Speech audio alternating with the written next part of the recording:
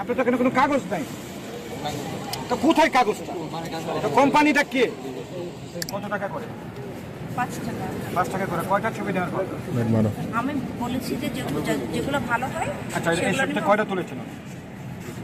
কয়টা তুলেছেন? উনি আপনাকে 94টা ছবি তুলে ফেলেছে। এখন আপনি যদি বলেন 5টা ছবি দেবেন, সে তো মানবে না। 5টা নিচ্ছি না, ধরেন 94টা নেবেন কিনা? না, ওই যে যেগুলো ডিলেট। আরে বাবা, এটা তো সে মানবে না। আপনি তাকে জিজ্ঞেস করে দেখেন, সে তো মানবে না। আপনাকে খুব শখ করে ও আপনাকে দিয়ে তোলাচ্ছে, সে মানবে না। না মানার পরে তখন আপনি একটা সেকেন্ড স্টেপে আসবেন, পুলিশকে বলবেন যে এই ব্যক্তি আমার কাছে বেশি টাকা নিয়েছে। বেশি টাকা নিয়েছেন, আমি তখন জিজ্ঞেস করবো ক্যামেরাম্যানের নাম্বার কত। তখন আপনি তাকে বলবেন যে ক্যামেরাম্যানের নাম্বার হচ্ছে 357। তখন আমি কম্পিউটারে যখন খুঁজবো যে 357 নাম্বার ব্যক্তিটাকে, এই ব্যক্তিটা কিনে আমি দেখি কাগজটা দাও, তোমার কার্ডটা দাও। ওকে তো আমার খুঁজতে হবে নাকি? যুক্তিতে আসে। ধরেন আপনার সাথে একটা গ্যাঞ্জাম হলো না, যদি হয়ে যায় তারপরে তো ওর ক্যামেরার এগেনস্টে ওকে আমাকে নাম্বার এগেনস্টে বলবে। নাম্বার এগেনস্টে ব্যক্তিটা কে? প্লিজ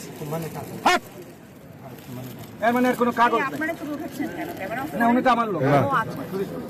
আমার বক্তব্যটা হচ্ছে সে 94টা ছবি তুলেছে, ক্যামেরা তার কোনো কাগজপত্র নাই। এখন যদি তার বিরুদ্ধে কোথায় কাগজপত্র? কোম্পানির কাছে কাগজপত্র, তোমার কাছে ক্যামেরা নেই। তোমার নামে যদি ওর নামে যদি বিচার দেয়, তাহলে আমি ওকে কিভাবে খুঁজবো ভাই বলেন? কতক্ষণ যেটা ফালাই দিয়ে চলে যাবে, তাহলে আমি কাকে খুঁজবো? তো তাকে, এই ক্যামেরাম্যানকে আটক করা হলো। এই কই আসছে কে? এই ক্যামেরাম্যান, ওকে অ্যারেস্ট করে ফেলেন, কারণ ওর কাগজপত্র নাই। ও হলে আমি ধরে নিচ্ছি সে কোনো অপরাধ। আমি আপনার কথা বলে যাই, আপনার কথা শুনতে চাই না, বিকজ আপনার এখানে কথা অ্যাকসেপ্টেড না। আমার কথা হচ্ছে সে তো আমার ক্যামেরাম্যান না, সে একটা আনকোয়ার্ড পার্সন, অপ্রত্যাশিত লোক। সে তো একটা অপ্রত্যাশিত লোক। কারণ আপনাকে যদি একটা থাপ্পড় মেরে চলে যায়, আমি তো ধরতে পারবো না। তার কাগজও নেই, তার সাথে আর কোনো কাগজও নেই। তো আপনি তাকে নিতে পারছি না, তাকে বক্সে নিয়ে যান। আপনার তো এখানে কোনো কাগজ নাই, তো কোথায় কাগজটা? কোম্পানিটা কে? কোম্পানির নাম কি? সে তো একটা আননোন লোক, সে তো কোথাকার লোক, আমি তাকে চিনি না। কোম্পানির কাগজ দিয়ে সে চালাচ্ছে, এবং কোম্পানির কাগজ দিয়ে চালাতে তো সে বাধ্য না। সে আমার নাম্বারে প্রতিদিন রাতে আমাকে ফোন করে। আচ্ছা, ছেলেটা কোথায় যাবে? ছেলেটা এখন পুলিশ বক্সের সামনে আমি দাঁড় করিয়ে রাখছি। আমাদের একজন যাও, তুমি যাও, তুমি কি না, ওকে কি আপনি ছেলেকে অ্যারেস্ট করবেন? সে আমাকে প্রতিদিন আজেবাজে বাবা তো দরকার না, আপনি চুপ করে ওর সাথে যান, ওকে অ্যারেস্ট করে বক্সে দিয়ে যান। যাদের কোনো কার্ড নাই, যাদের কোনো কার্ডের মালিকও না, যারা কার্ড আসে তাদের হলো অন্যজন মালিক, আর অনেকে আছে শুধু ক্যামেরা আছে, কার্ডও নাই। তো আবার আরেকজনে আবার পর্যটকদের হয়রানি করছে, আবার অনেকজনে আবার পর্যটককে নাকি আবার ফোন দিয়ে ডিস্টার্বও করছে। তো এইদের বিরুদ্ধে আমরা অভিযান চলছে। ইতিমধ্যে আমরা একজনকে হাতে নাতে আটক করেছি এবং 10টি ক্যামেরা আমরা জব্দ করেছি। সবাই পালিয়েছে, বাকিদেরকে আমরা খুঁজে বের করতেছি। ক্যামেরাম্যানদের দ্বারা পর্যটকদের হয়রানি আমরা কোনো অবস্থাতে বরদাস্ত করবো না, আগেও করিনি, টুরিস্ট বরদাস্ত করবো না। আমাদের টানা তৃতীয়বার অর্জন করেছে দেশের সেরা সুপার ব্র্যান্ড স্বীকৃতি Bashundhara tissue. Hey everyone, ever wonder how some YouTube videos just seem to pop off and get tons of views, while others, even with great content? Imagine these two videos. এরকম তো proof দিতে পারলে sir আপনি উনি বলতেছে পর্যটক কি বলতেছে স্যার এখন না তো এগুলো এখন না তো স্যার ওরা কি জিজ্ঞেস করে দেখেন স্যার আমার বোনকে আমি মাত্র ফোন দিছি, অ্যাবসেন্সে ফোন দিছি। আমার বোন দেখেন কি বলছে। তোর নাম্বার কোথায়? আমার নাম্বারটা দেখেন। আর আমি যে ওরাই কল দিছি, যদি প্রুফ দিতে পারলেন হাত জুতা দিয়ে আমাকে মারবেন। আর এগুলো যেগুলো ভিডিও করব দেখলাম, তোমাকে চিনার কথা না, ওনাকে আমি 6 মাস আগে ছবি তুলছিলাম। হ্যাঁ, ওনার ছবি দিয়ে নাই, ওনার ছবির সাথে আমার একটু ঝামেলা হয়েছিল। এই প্রত্যেকে উনি আমাকে বলছে, কোনো ঝামেলা স্যার না। আমি বলি, আমি শেষ করি। উনি আমাকে বলছে আমি কক্সবাজার আসলে তোমাকে দেখে নিব। আমি বলছি কি কেন দেখে নিব বলছি বলেন স্যার, কেন দেখে নিব বলছি বলেন।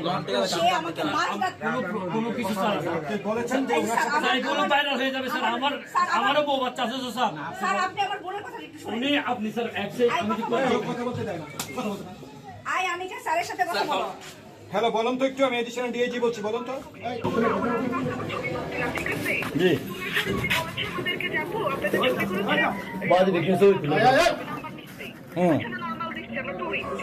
এরপরে ঢাকা আসার পর থেকে উনি আমাদেরকে ফোন দেয়, আমরা ধরি না, ভোর 5টা যখন মন চায় ওনাকে ফোন দেওয়ার পরে বলা হচ্ছে যে দেখেন আপনি ভাবে আমাদেরকে ফোন দিবেন। ওকে, আমরা ওনাকে আটক করেছি, আপনাদের অভিযোগ আমরা নিলাম। ধন্যবাদ, থ্যাংক ইউ আমাদেরকে সহযোগিতা করার জন্য।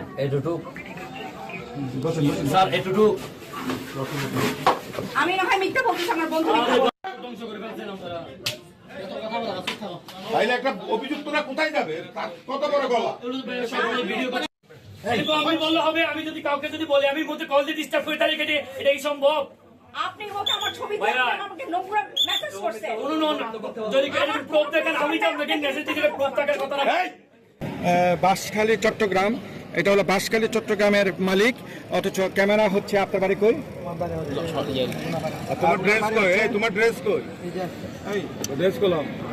প্রিয় দর্শক মণ্ডলী, আপনারা দেখেছেন ওনার বাড়ি হচ্ছে চট্টগ্রাম, আর তিনি ক্যামেরার কাগজ দিয়েছেন, একটা রিসিপ্ট দিয়েছেন, এটার নাম হলো বাঁশখালী। দেখি ক্যামেরা কাগজ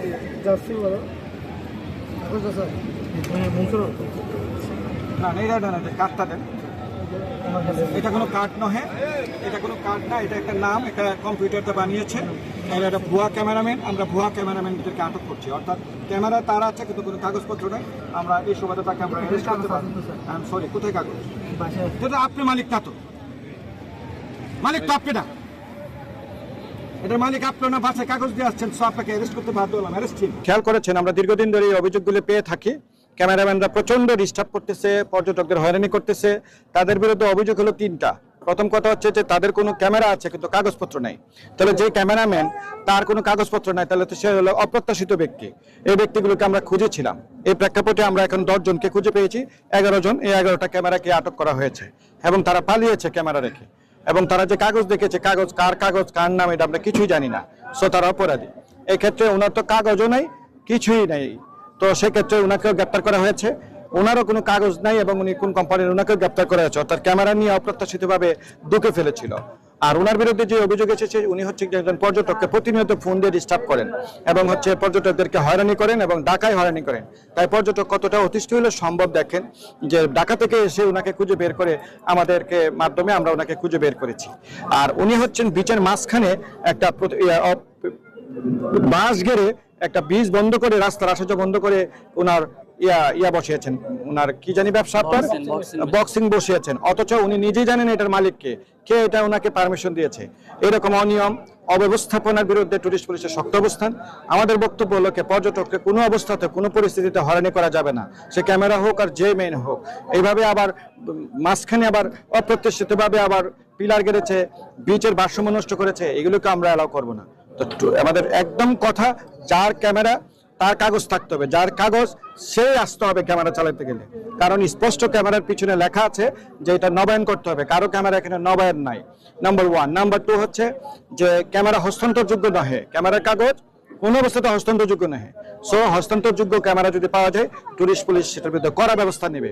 আর যে হয়রানির কথা এসেছে পর্যটকের কাছ থেকে, সেটা তো কোনো অবস্থাতে টুরিস্ট পুলিশ টলারেট করবে না। তো সাংবাদিক ভাইদেরকে ধন্যবাদ, আপনারা আমাদের